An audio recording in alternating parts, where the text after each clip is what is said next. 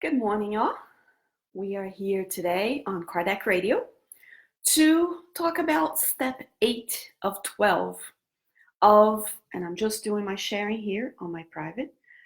Okay, and we're going to talk about step 8 of 12 of the Alcoholics Anonymous program. And it's a beautiful thing because the Alcoholics Anonymous program created this 12 steps towards recovery for those, obviously, who suffer from alcoholism. These steps, however, can be taken so much further, and they can be taken and used to so many different aspects of our lives.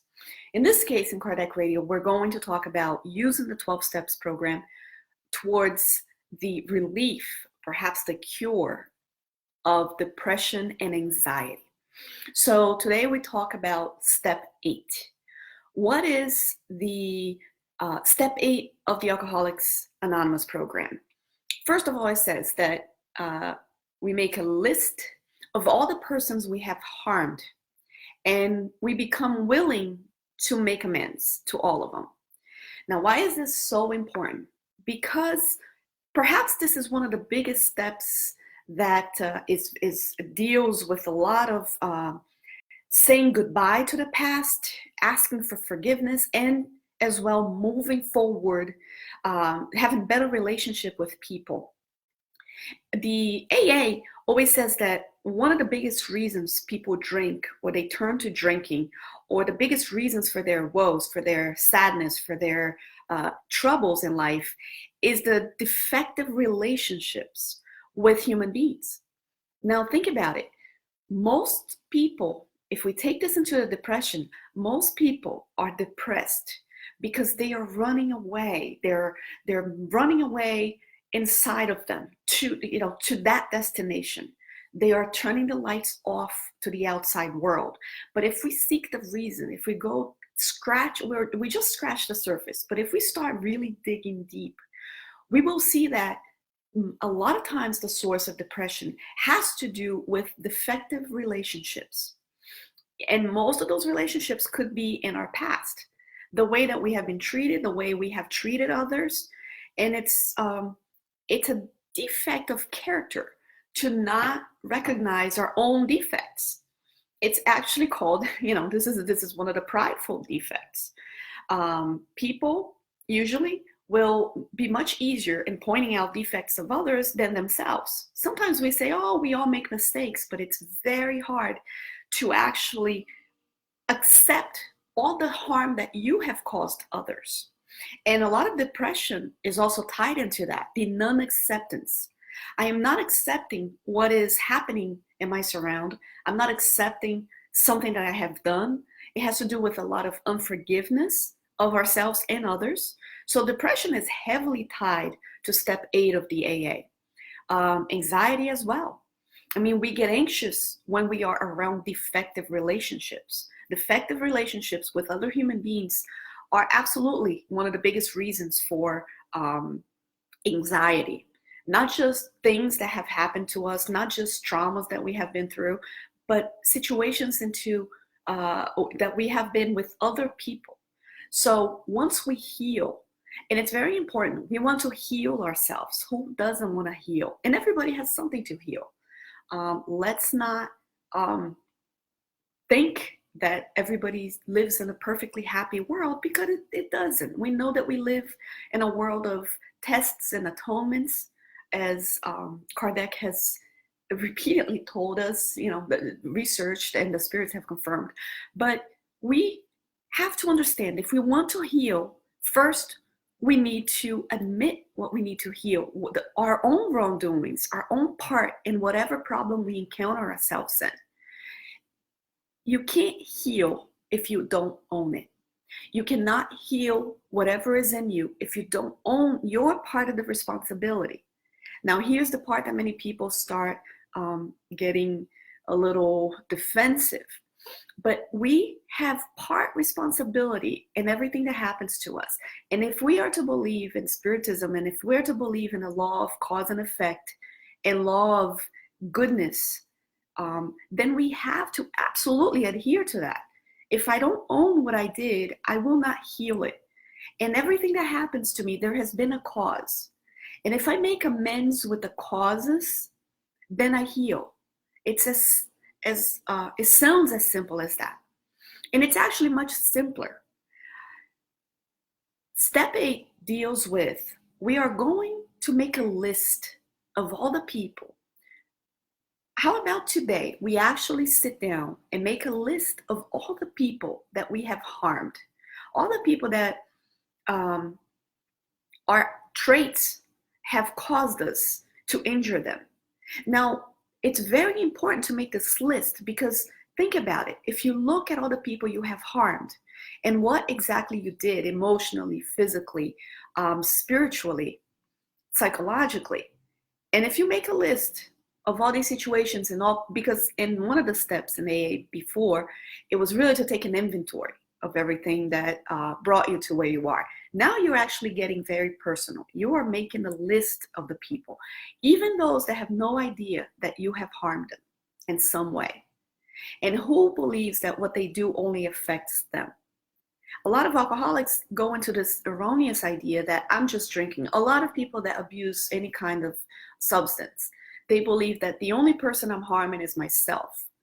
Well, once we sit down on step 8 and you really make a list, you are absolutely not hurting yourself only. All of those who surround you are getting collateral damage as well, because it's impossible to harm a human being without also have consequences on others and human beings. So once you own that is why there's such talks about legalizing drugs and making things easier for people. I am 100% against any of those ideas. And it comes from the principle that once you obtain this, a drug or anything that's so easily accessible, you are only going to harm yourself. But it's impossible to do that. We know that just alcohol being, and we say just with, I'm even sorry to have just said that, but with alcohol considered one of the lesser drugs, okay? We look at the damage that is done. Look at the damage that we see with drunk driving, with family violence, with self-hate, with depression rising, with guilt. And guilt is one of the characteristics, one of the, if you look at the DSM, it's actually one of the criteria to fit into depression. Feelings of guilt. And a lot of the feelings of guilt is after you have done something. And a lot of times alcohol has been involved. So alcohol absolutely damages yourself and other people. Now, other drugs as well, anything that will alter who you truly are is robbing you of being and also working with whatever faults you have and truly looking at yourself. So no, it doesn't just harm you. So this list of, in this inventory, this list of people that you take, it's a list to actually really say, I have to apologize. I have to really own what I have done. I have to really understand all of these defective relationships that I've had in my life. And not only that, guilt is actually tied to this, because as you start writing, you may begin to feel guilt, sometimes even shame. The purpose is not to self-loathe, to start to say, well, let the past be in the past. It isn't. It's because sometimes, if we really analyze what we have done to others in the past, you may understand and you may start to tie all of the personality traits that made you do that. And you can kind of like point out what your sin is. What is that fault of character that you need to work on? So you don't need to use, in this case of AA, alcohol to cover it up, to anesthetize it. Now, I said sometimes because there are some people that will feel no guilt yet. And that's why we have to reincarnate so many times. Now, guilt humbles us. That is why it's actually an emotion that is allowed to exist even. Because a little touch, and I'm not saying guilt to the point of destroying yourselves, but if you feel enough that you know that you have done wrong, that you were out of your what you want you to be, that character, then you know that you have done something wrong. What do we do when we do something wrong? First, we have to admit it. So the first step to recovery of all of the wrongdoings that I have done, and this means in this lifetime, in my past lifetimes, whatever, it doesn't matter. We have to know our personality traits. We have to understand, know thyself. Remember Kardec in the 909, I believe, or 919? What is the best way to progress? What is the best way to grow in this world? Well, knowing yourself, making an inventory. St. Augustine said, look at your day, and at night, make an inventory of all your wrongdoings, all of the things that you have done, all of the people that you have harmed, all of the things that you can do better the next day. So again, this step is very tied to that one. When St. Augustine suggested, take an inventory. Did I hurt anybody? Have I done anything in the past? This is in the Spiritist book. And again, if we do it in our real lives and we stop and we say, I have to first own what I have done. Let me write a list of all the people that I have done. This is owning it. This is accepting. Very close to the first step of AA, accepting that you have a problem. So if you are depressed, or if you're going through a depression, if you're going through extreme anxiety, this is especially important to stop and do that. Because if you stop and you say, oh my goodness, I have done some things, then you can also say, now I can correct those things. Because the more that we throw these things under the mat, then the more we're going to enhance this feeling of guilt inside of us, which is it's a toxic feeling. And we have a lot of people that actually put the feeling of guilt on us. A lot of psychologists, a lot of people say that only you have the key to how you feel. Nobody has the means or the ways to make you feel in any way. I used to say that until I understood that's not so true. A lot of people do have the influence on how we feel. And actually, it's a lot more than just a few people. This influence is, we're just immersed in this all of the time. We get sad when someone gets sad. This is called compassion, when we understand, when we feel their pain. The problem is when we begin to even feel guilt because of they wanted you to do certain things, and now you're not corresponding to other people's expectations. And then you start feeling guilty for not, let's say, living their lives. That's a toxic guilt that we have to throw away. But we'll talk about guilt another time. Just on step 8, I wanted to reinforce. First step of apologizing. What's an apology? How do you guys apologize? How do you apologize? What is the first? There's 3 steps to an apology, a sincere apology. First step, you have to accept your wrongdoing. You have to own it. Simple as that. You have to own what you did. So this list is owning it, is writing down the name of the people that you say, I really have hurt this person. So first step to an apology is owning that you made an error. And it's a beautiful thing because who hasn't? So join the club. So first step, let's own it. The second step is to actually say, I am sorry. It's actually to say, I apologize for what I have done to you. Now, this is face to face if possible. This is really going in front, really getting over all of those, because this is a healing process, especially to anxiety and to depression. If you put yourself in that place, if you have to pick up the phone, if you have to write it down, email, but you have to own it, and then you have to apologize. Now, not that type of apology that comes with a but. A lot of times we apologize and it's not an apology. It's actually an insult to those we have harmed. Because once you start apologizing, but then you have a twist in your apology, it's no longer an apology. This is just your defense mechanism. This is just something saying, I just want to take the responsibility off me partially. And that isn't an apology. So once anybody starts telling another person, I am so sorry I was late, but it was because of blah, blah, blah. I'm sorry that I have hurt you, but I wasn't in the right state of mind. I'm sorry that I did this, but you also have done that to me in the past. A true apology has no buts.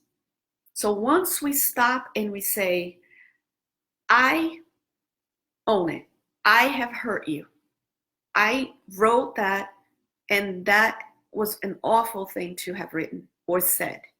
That is owning it. The second step is, I am sorry. I apologize. That must have hurt you tremendously. I apologize and I feel sincerely. That is an apology. Once we say that and we really feel the harm we have done to others, that is an apology. And that is a liberating, a free moment. That is why it's so important in AA to recognize all the people you have harmed, to seek them, to make amends, because that represents really closing the past and beginning a new life that you don't need a cover up.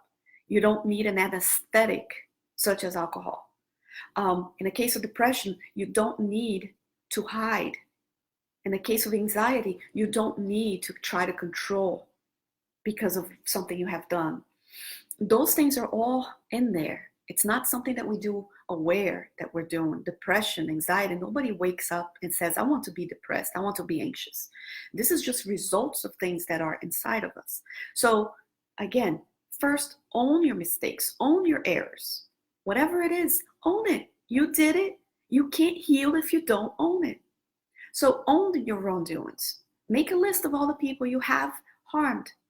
Then you have to actually become willing to make amends. So that's the second part, again, of an apology.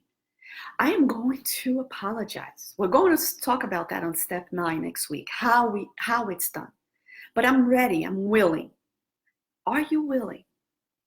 Look how pride is such a little thing that just bites us, because most of us are truly not willing.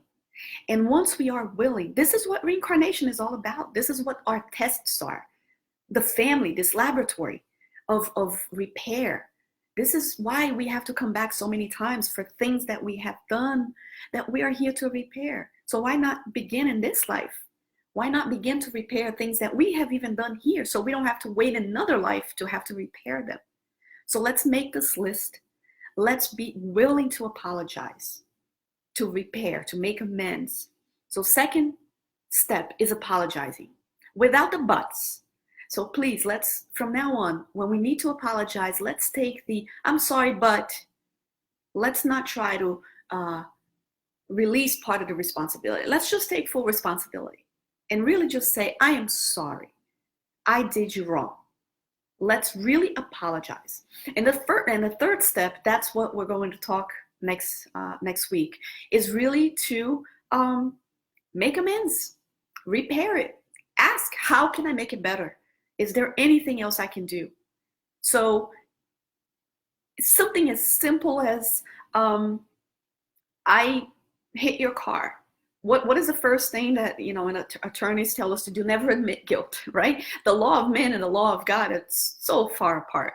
Now you hit somebody or whatever it is, you're driving, you hit someone's car, and they get out of the car. We're advised to say, don't even talk to the person, don't apologize. Now the laws of man says that, and I'm not here as a lawyer at all. I'm not giving advice at all as far as that goes. But I'm talking about the law of your own healing. We're talking about step 8 of the AA. Admit what you have done wrong. Then apologize. I am sorry. So in a case of an accident, we're just using this as an example. You stop and you say, I am so sorry. I hit your car. Second, I accept I hit you. I actually was driving and my car hit your car. Second, I am sorry. Not but I wasn't paying attention, but I'm having a tough day. Those are excuses that we put to not give a perfect apology. And most of the time, my friends, an apology, a sincere apology, can heal such a fragmented and terrible perhaps years of a defective relationship. And defective relationships are one of the main causes for our woes, for our drinking in the case of AA. That's right there on their handbook. And that really fits into our lives. So once I apologize sincerely, I am so sorry. Without the buts. The minute you use the buts, then it's not a sincere, full apology, a full sense of taking responsibility. And last, how can I make it better? How can I repair this? Here's my information. I need to repair your car. It is my responsibility. So you may be surprised if today you decide to really put step 8 into practice.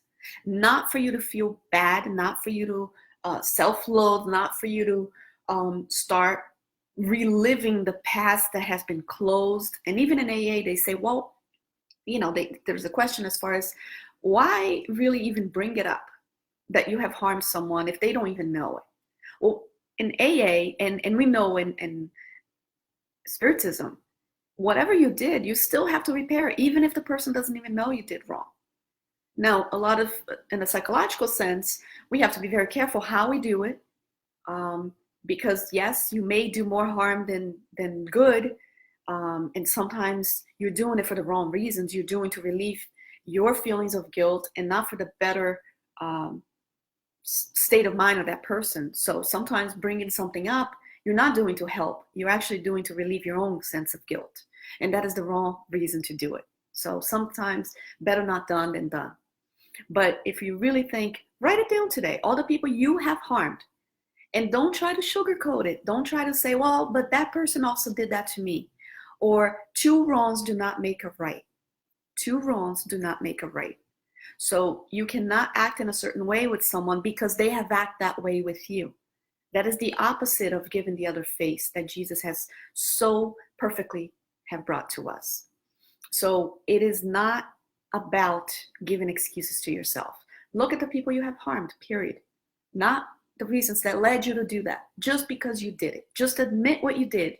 Own it. You can't heal if you don't own it. My friends, thank you so much. We have talked for about 20 minutes here in our morning coffee for the soul. Next week, we're going to get really into how do I do it? How do I make amends? Today, we're making the list and we're becoming willing to apologize. And that is freeing to the spirit. That is freeing to your whole depressed state, anxious state. Make a list. Be willing. Be really ready to apologize, to make amends, most and foremost. Thank you. Have a wonderful Sunday. We'll be here again next week.